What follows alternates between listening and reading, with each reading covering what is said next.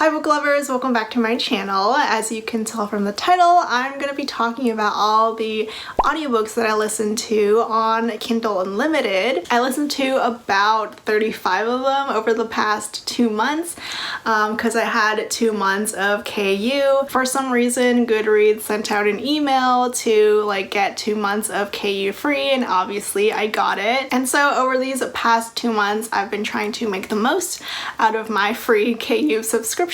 Mostly by listening to audiobooks. If you didn't know, if you're subscribed to KU, you can also listen to select audiobooks for free. They're not gonna be available for every single ebook on KU, mostly only the ones that are published by Amazon or an Amazon imprint, like Montlake Romance, Skyscape, or Lake Union Publishing. It will say on the ebook Amazon page whether you can read and listen to it for free for KU subscribers. I'll also link down below the page that Amazon has for all the books with narration for free on KU. It's a little hard to navigate through though. They don't have the best filters, you click on the romance genre on that page. They'll have a bunch of romances published by Montlake Romance, as well as a bunch of non-romances published by a couple of Amazon's other imprints. I just wanted to read romances, of course, and I knew Montlake Romance was their romance imprint, which I do read even if I don't have KU. I first went to the Montlake Romance website, which is trash. For some reason they only showcase 5 Montlake books on there and not every single book that they publish. I don't know why. So then I went to the NetGalley page for Montlake Romance, which is so much more easier and helpful to find all the books that I wanted to actually look for and listen to for free on KU, and ended up listening to 35 of them over the past 2 months. Would I say it was worth it to listen to just audiobooks on KU? Kind of, but not really. Over the 2 months, I listened to basically all the ones that I wanted to listen to. So I'm sure by the time that if I had a 3rd month of KU, there honestly would not have been any more audiobooks that I wanted to listen to. So let's just go through all the audiobooks that I listened to. A lot of them will overlap with my January wrap-up and also my February wrap-up to come. I listened to 2 of Penelope Ward and Vi Keelan's co-written books, Dirty Letters and Hate Notes. Dirty Letters worked for me, Hate Notes did not. The audiobook for Dirty Letters was really great because the narrators were fabulous. It's a really cute premise. We have former childhood pen pals who finally meet for the first time because after a silent period of about 8 years, the hero sends a drunk, angry letter to the heroine being why did you stop writing to me? And the heroine, who has severe agoraphobia, severe anxiety, she goes on a cross-country road trip to find him and explain why she stopped writing all those years ago. It's really cute, adorable, really sappy. I liked it, but it did kind of go by a little bit too fast. The romance felt a little rushed to me, but it was still cute. I gave it 4 stars, but then I listened to Hate Notes and it just did not work for me.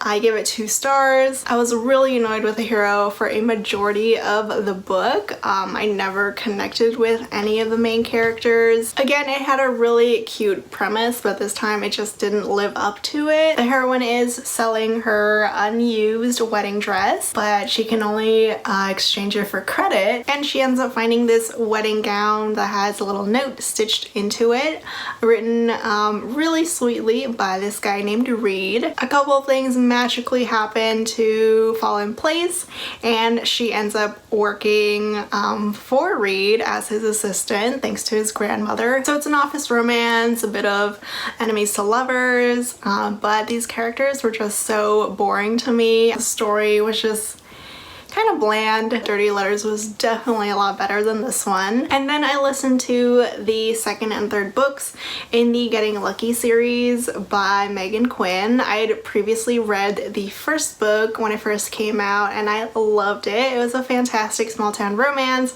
but the second and third books sadly did not live up to the first book, at least for me. They're from this small town, oceanside, like touristy little small town in Maine. And despite me not loving the second and third books, I still love this little small town that Megan Quinn has created. Anyway, the second book, That Forever Girl, is a second chance romance, and I had such high expectations because I love the trope and I love the first book, but sadly it just did not live up to my expectations. The heroine and the hero's former love of his life moves back to their Maine small town, and where this would have been the perfect opportunity for him to try to fix the mistakes that he made years ago, instead Rogan is still a big jerk and doesn't really do anything to move the romance along or try to reignite it. So as a hero, he kind of sucked. And then the third book, That Secret Crush, is an unrequited love kind of romance. It's also a chef romance. The hero is a chef. I wasn't as annoyed with this book as I was with the second book, but I still sadly just didn't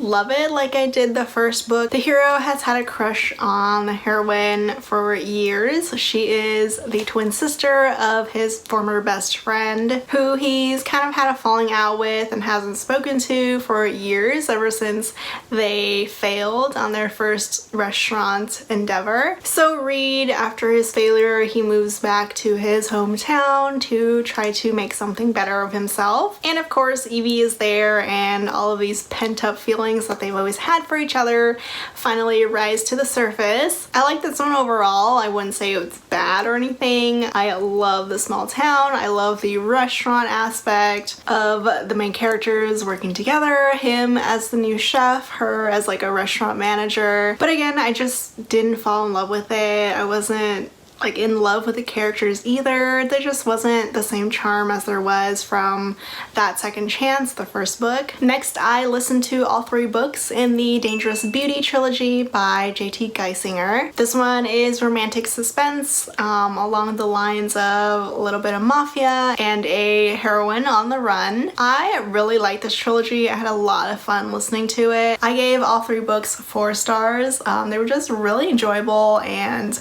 entertaining. It's not anything too dark, but it does keep you on the edge of your seat. We've got a heroine on the run from her ex-mafia boyfriend who has hired the hero to track her down and bring her back to him. But of course, once he gets to know his new target, Ava, he kind of starts to fall in love with her. The romance is actually really sweet and charming, like for a romantic suspense. I did not listen to this author's slow burn series, which is also published by Montlake, because I've already read them. I mean, I love that series. I love the second and third books, and if you haven't read or listened to them and you do have KU, definitely check those books out. Next, I listened to The Spitfire by Christy Caldwell, which is the 5th and last book in a series that I have not read yet. For this series, I kind of just wanted to dive into the one that I was mostly interested in instead of catching up on all 5 books in the series. So The Spitfire is historical romance, and it's got a former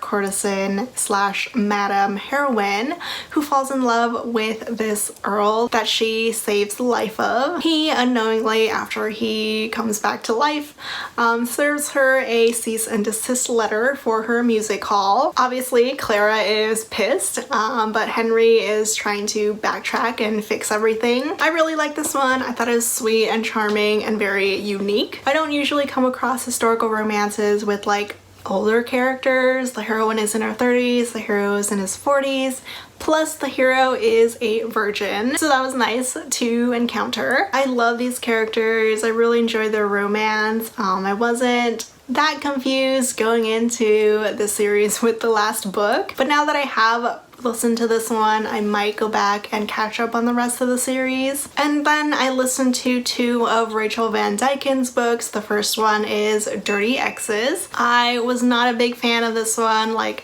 I didn't hate it, but a lot of things did annoy me. I just didn't like the main characters, and that was a problem for the other book that I listened to by her. I just don't think I'm that into her more recent stuff anymore, because I used to really enjoy like her older books, her Mafia series, and her older contemporaries. But these recent books I just wasn't all that impressed with. I was really annoyed with the hero in Dirty Exes. This is another second chance romance where I just didn't feel like the hero did all that much to make the heroine forgive him for the hurt that he caused, and to also like make her fall in love with him again. And then the second book that I listened to from Rachel Van Dyken is Cheater.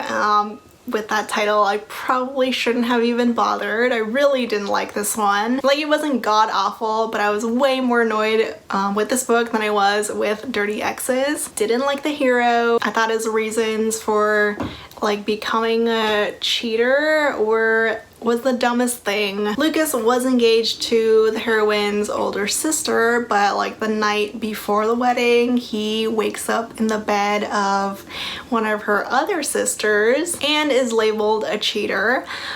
He did not cheat on that fiance, but everyone believes that he did. So after that, he kind of embraces this playboy cheater persona, and he literally has a woman for every day of the week, and once they decide to exit the relationship, he gets another one replaced really fast. I was just really annoyed with Lucas and kind of disgusted by him. Like, he literally has sex with one of his days of the week at the office. Oh yeah, Avery is hired to be his intern or assistant, but he has sex with one of his days of the week literally in his office in front of Avery, and it's kind of implied that it's not the first time he's ever done that, and I couldn't see why Avery used to like him or like grows to like him again after reconnecting. This book also had a sequel about like the hero's best friend, and I also did not bother to listen to it. I just don't think Rachel Van Dyken's newer releases are for me. Probably won't try to read her again. Next, I listened to all 3 books in the Dumont series by Karina Halley. The first book is Discretion, and I had some high hopes for this one because it sounded really hot. Billionaire heir,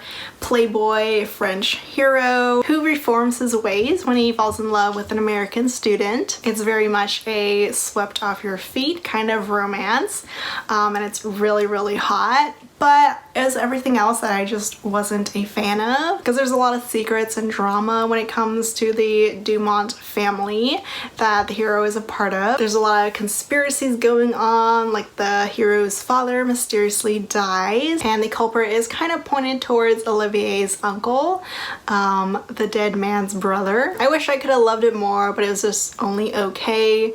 Like the other 2 books in the series, they are all about 3 different couples, but the story is continuous, so you kind of have to read them in order. The second book continues on with trying to find out the truth about the mysterious death and trying to expose this awful uncle slash father, because he's the father of the 2 brothers who are the heroes in the second and third book. The second book, Disarm, is kind of a forbidden romance because we have 2 adopted cousins who fall in love with each other. The heroine, Seraphine, is the adopted sister of the hero from book 1. Blaze is their cousin, but of course not blood related to Seraphine. Blaze hates his father and wants nothing to do with him, and he's also had a lifelong crush on Seraphine, so he helps her out with trying to take down his father. I didn't love this one either. We don't really get a resolution when it comes to the evil father until book 3, so it kind of felt like nothing really happened when it came to that part of the story, but the romance was still nice. Again, really hot. At least listening to all 3 books in the series is really nice because of the French accents. I was really excited to get to book 3 though, because the hero is Pascal, the guy who's kind of been working with his evil father and has been a villain for the first 2 books, so anti-hero alert. I do think Pascal was able to redeem himself, so I like this one most out of all 3. Gave it like a 3.5, where the other 2 were only 3 stars. But again, never really fell in love with these stories or these characters. Gabrielle, Pascal's heroine, was a former maid at his estate. She was actually raped by his disgusting father. So she has a lot of hate for the Dumont family. The romance is very complicated, not simple at all, but being the third and last book, we finally get like a conclusion when it comes to that evil father slash uncle. But I think it was the suspenseful part of this trilogy that kind of prevented me from loving it so much. I would have preferred to have a bit more romance and all the intrigue that we got, but I was impressed with the way that Karina Halle was able to redeem Pascal's character. He is so sweet when it comes to Gabrielle and falling in love with her. And then I listened to Helena Hunting's All In series, A Lie for a Lie, book 1, and then A Favor for a Favor, book 2. I absolutely loved A Lie for a Lie. I gave it 5 stars, one of the few 5 stars that I gave for all these KU audios. I was legit smiling while I was listening to this audio. It's just so cute. The main characters had this little fling, but this really strong connection when they met on their way to Alaska. But then there's this family emergency, I think, on the hero's part, so he needs to leave a bit early. And she has no way to contact him. She also has no idea he is a famous professional hockey player. There's a little twist during the middle that's kind of predictable, but I didn't mind it. They reunite a couple months later and all the lies are finally exposed, and it was just really sweet to see RJ, the hero, trying to win Lainey's heart again. If you did like Puck, you might still like this All In series. It's heartwarming. I love the main characters and the audio was so good. Sadly, I did not love A Favor for a Favor as much as I loved A Lie for a Lie. This one, we have the hero from book 1, RJ's little sister for the heroine, and she falls for her brother's teammate, but those two are not friends. The two of them become new neighbors when Stevie moves into her brother's apartment, and they get off to a very rough start. I never really understood all this hate and anger and jerkiness that the hero has. I was annoyed with him for a major part of the book. He's honestly really mean to Stevie, and I just didn't like that.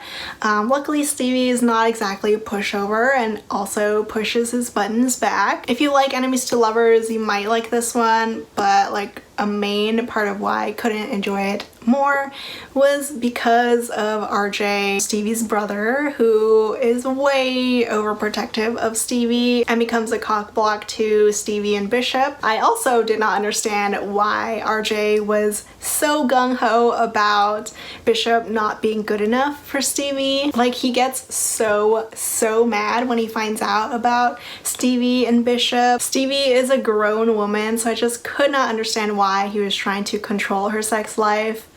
So that was sad. Next, I listened to Million Dollar Marriage by Katie Evans. This is the standalone sequel to Million Dollar Devil, which I did not like, but I at least liked this sequel a little bit more. If you like reality TV game shows, you will probably enjoy this one. Luke and Nell audition and are entered onto this reality TV game show, and they both want to win that $1 million prize. It's kind of like The Amazing Race mixed with The Bachelor because the contestants are all coupled off. It's got an opposites attract romance. I did end up liking the characters. They're a bit hard to connect with in the beginning, but I liked them in the end. It overall was a really fun listen, especially with all the games going on. Still, I can't say that I fell in love with this book. Normally I love Katie Evans, but this series just was a miss for me. And then another audio fail was Resist by Kay Bromberg. This is the first in a duet. We have a madam heroine who runs an escort service in New York City, and one of her girl's clients is a hero, Riker, who hires the girl, but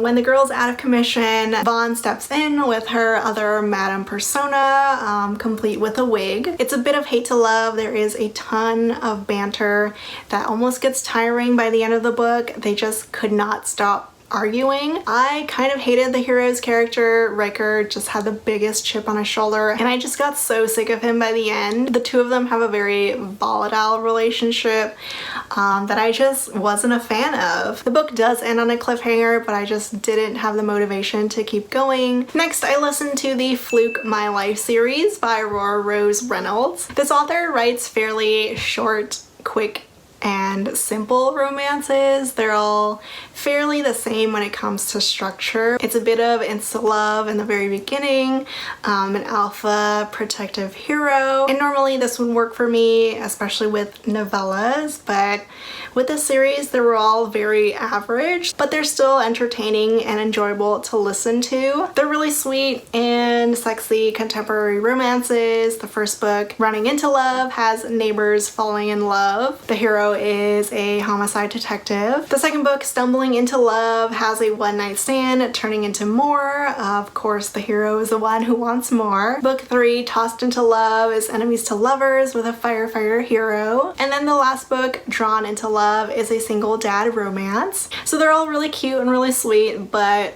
not really all that memorable, which is basically the same way that I felt with Aurora Rose Reynolds' other series that I listened to, the How to Catch an Alpha series, which is only 2 books. The first book, Catching Him, is another new neighbors falling in love, and then the second book, Baiting Him, the hero is a nightclub owner and the heroine shows up at one of his clubs. Again, very insta-lovey, protective alpha heroes who are very determined to win the heroine's love. I like them, but again, it was nothing really unique or special about them. The author's writing style reminds me a lot of Kristen Ashley and Alexa Riley. Like, the heroes are very much like Kristen Ashley alpha heroes, but then the love stories are very much quick and fast like they are with Alexa Riley. So I feel like if this author wrote novellas, I probably would enjoy them more. Next, I listened to the Stay series by Jennifer Probst. This is 3 books all about this one family and their bed and breakfast and farm. The first book, The Start of Something Good, we have a hero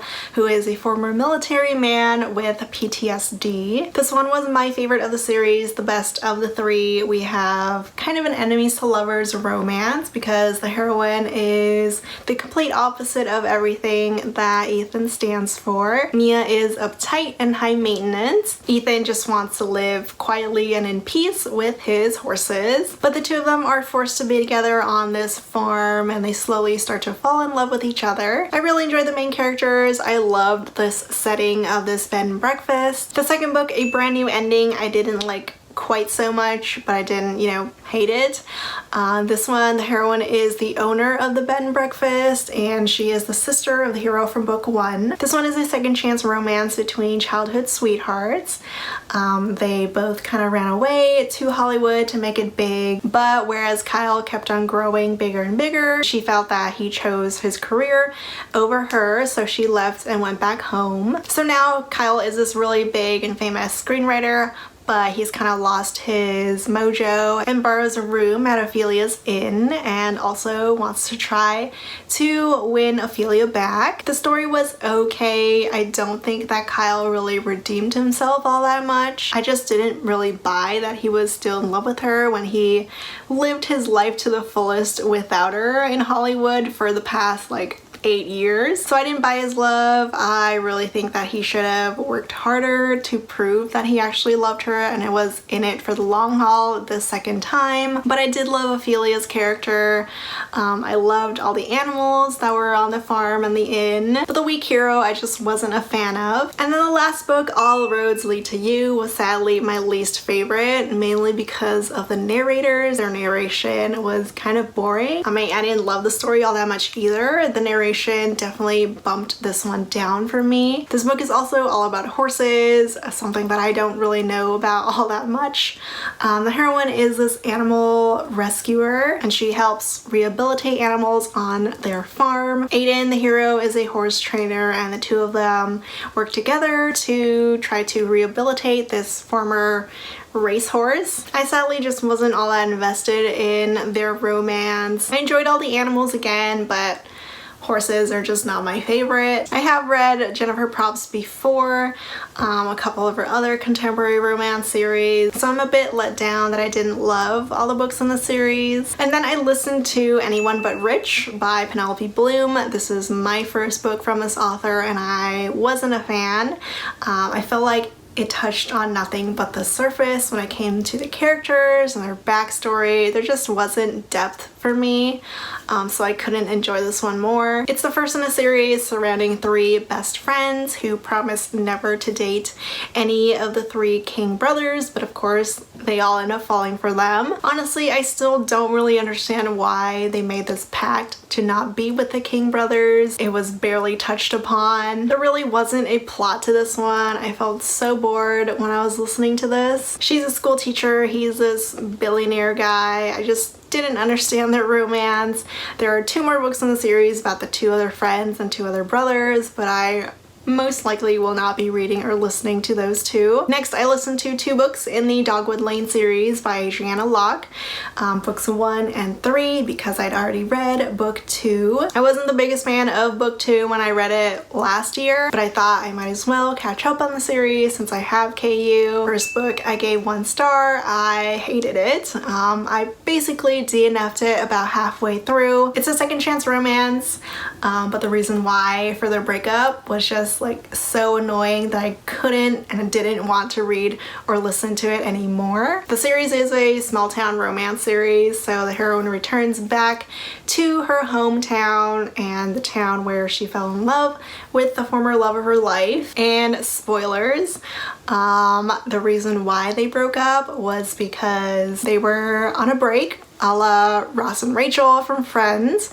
They had this unspoken agreement that they would get back together after she graduated college or whatever. But of course, one night the hero gets drunk and ends up sleeping with the heroine's best friend and gets that friend pregnant. So he's now a single dad and the heroine wants nothing to do with him as her right. So once this secret came out, I was just so done with the hero. I mean, technically they were broken up, but they were still in love and they had that unspoken agreement, but still, I kind of still see it as infidelity. So then I ended up skimming the rest of the book and a lot of it was all the secondary characters basically kind of bullying the heroine into forgiving the hero for what he did, which is really annoying. And then I listened to the 3rd book in the series, Trouble, which I would say I liked the most out of all 3.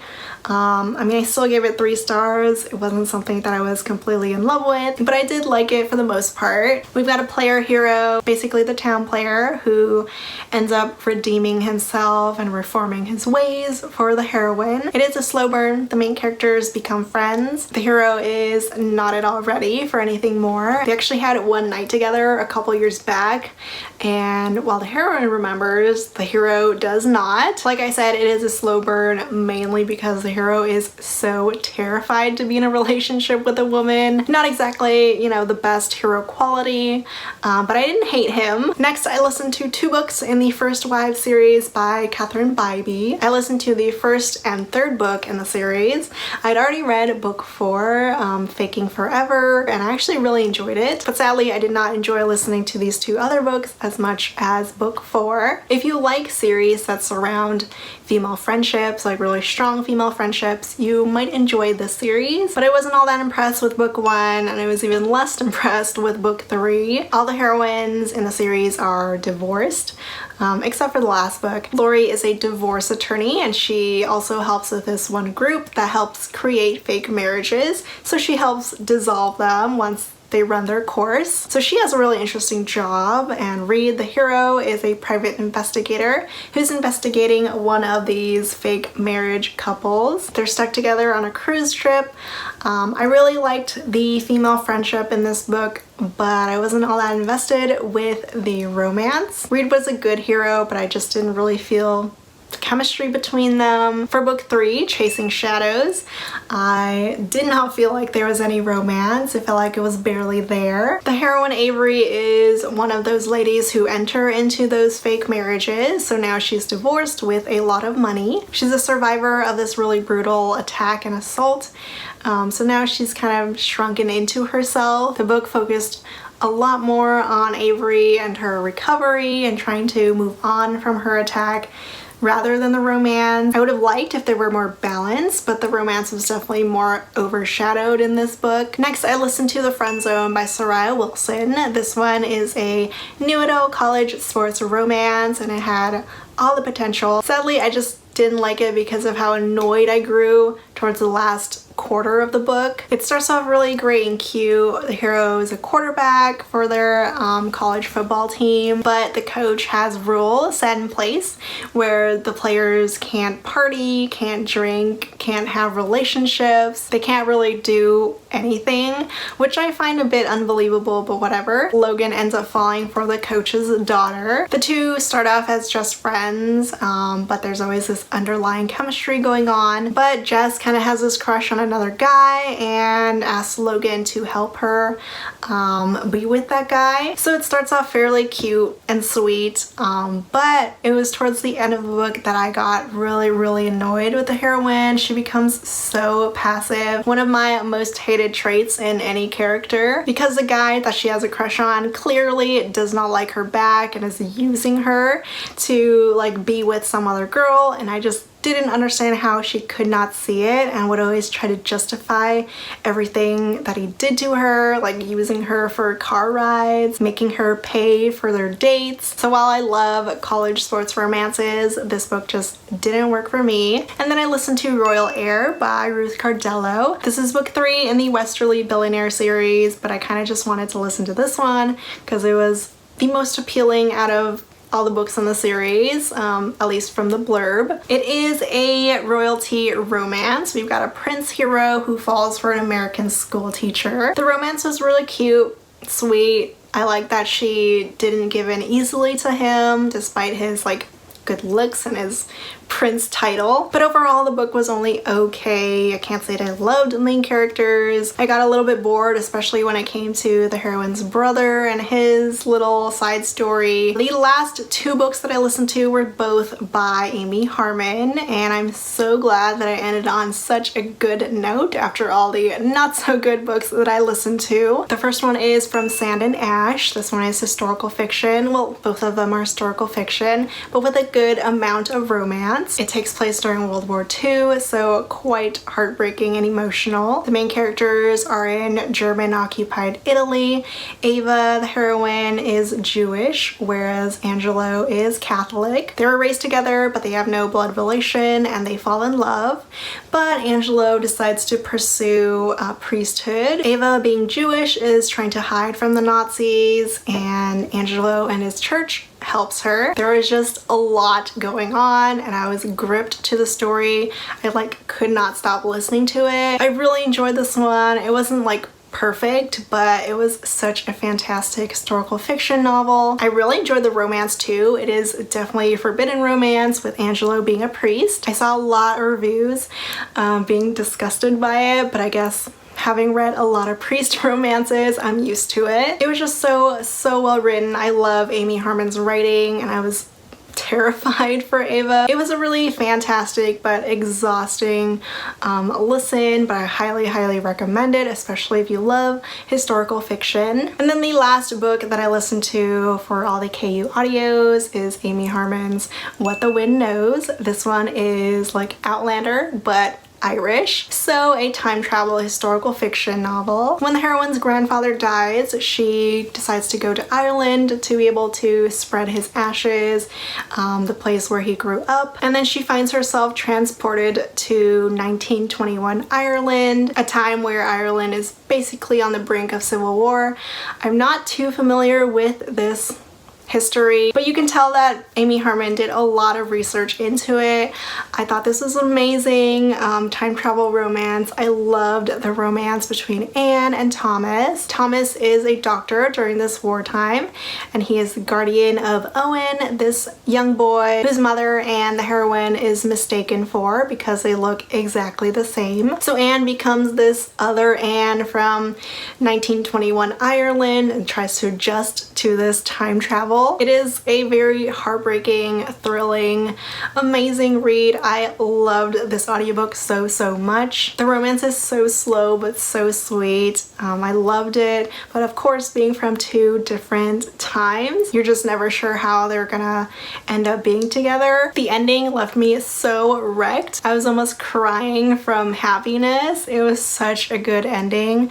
Like one of the most beautiful endings that I'd ever read or listened to. So those were all the audiobooks that I listened to on KU. If you have KU, definitely recommend listening to a couple of these, but I would not get KU just to listen to the audios because there isn't a really big or great selection, at least when it comes to romance, because you're just stuck with Amazon published books. But if you want to make the most of your KU subscription like I was trying to do, absolutely try to listen to all the audios that you can. If you do listen to audiobooks in general that are on KU. If you've read any of these, if you've listened to any of these, please let me know. As always, I'll leave the links to all the books that I mentioned in the description below. I hope you enjoyed this video and I'll see you all next time. Bye!